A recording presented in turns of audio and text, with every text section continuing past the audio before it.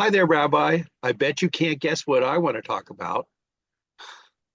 Yes, I can because we've had 30 days, 35 days without rain, serious drought here in the DMV.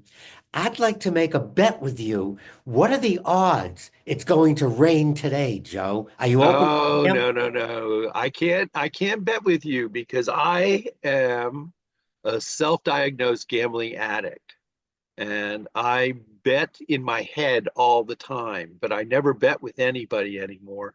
I get drawn into it very quickly. I've been to casinos and I've lost all my money. I have to give my wallet to somebody and say, "Well, no matter what I say or do, don't give me any more." Um, Lottery tickets. Oh, I became obsessed with it. I could not.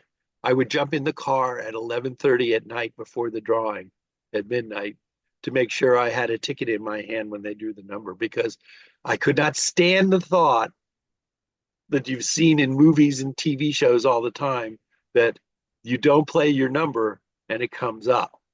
And then one day I had a conversation with God that said, Lord, I won't buy any more tickets. I won't do any more gambling. Make sure I don't screw up too badly in life and I'll be happy. You apparently have not experienced that urge. Joe, what I will do is I will write down a Mega Million number, whatever the number they're drawing. I don't get a ticket. I write the number down that I would have purchased. Then it doesn't appear. And I say to myself, see, I just saved myself money because I would have bet on this number and it didn't come out. So I'm ahead of the game, Joe. But what would you do if you came? Um, that what will he do when the Messiah comes? The odds are greater the Messiah is going to come than you're going to hit the Mega Millions. I suppose that's very true.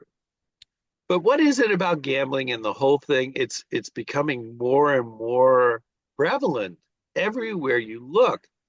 I've done several weddings in Vegas, and you need to walk through the casinos to get out of the hotel. Never bet a penny, never stop for a minute. I've gone with friends to some of the local places and gone off and done something while they gambled. I have absolutely no desire whatsoever. I earn my money, and I don't consider it entertainment to give money away. But the human personality loves the idea of something for nothing or possibly winning. That's that's built into being human. Really, it's not a choice, and there's nothing defective about it. The we have to start thinking, am I going to let that rule over? And for many of us, we can't seem to control this urge, something for nothing. And the TV doesn't help, the advertising doesn't help. It's all over the place. Do you know they're working on sport betting play by play, player by player? So when someone comes to bat, you can make a bet on whether they're going to get a double, a single, a home run, they're going to strike out based on your system of their record in baseball, football, basketball, individual plays. And I don't think that bodes well, Joe. Well, it plays on our assumption, especially in professional sports, that we know what's going to happen, that we know a lot about the game. We're fans. We know the players' averages at bat. Um, you know, it used to be just teams. I once had a professional football player confide in me because I got that kind of face that he didn't understand the point system in betting.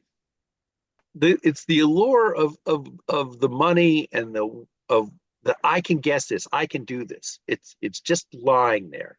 It's like there's a little bag that says free money, and all you have to do is pick it up, much the way the little claw machines work in the gas stations. But there's another aspect to it, and that's why I think it's so sad that gambling is being so heavily marketed because it plays on our desperation. My father, whenever money would get tight, I could tell things were getting tough because he would buy a couple of lottery tickets. It wasn't, I know, Mhm. I'll just see if I can cash in. It was like he needed money. He had 5 children. There was lots of debt at time, and he didn't know what else to do. So a prayer and a couple of lottery tickets he thought might solve the problem, but it never does. No, Joe, human beings are addicts. Let's start with the reality. Again, hardwired, programmed in, that we become addicted. Okay? It may be drugs, it may be alcohol, it may be gambling, it may be sex, drugs, or rock and roll, what, but there's something about human beings, and we need to stop and take a look at ourselves like you did and say, what am I attracted to? It's not a sin, it's not bad, it's just our nature. And we have to stop and say, no, no one else is going to, just like you make the bet, no one's putting a gun to your head, no one's forcing you to bet. In the same way, no one's going to force or stop you from betting. We have to think and say to ourselves, okay, part of my personality, when I look at my budget, when I look at what I have, it's not a good solution. What other options do I have? And that requires some introspection as opposed to acting impulsively, as opposed to acting on our addiction, which is already programmed into us, Joe.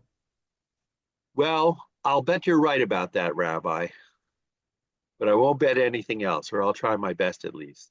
And I know one thing for sure, I'll roll the dice any day when it comes to your advice. Thanks as always.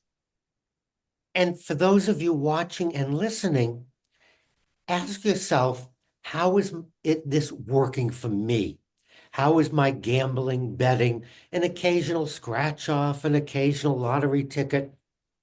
Okay, if it doesn't hurt the budget. But in terms of betting on sports and games and slot machines and casinos, just ask yourself, how is this working?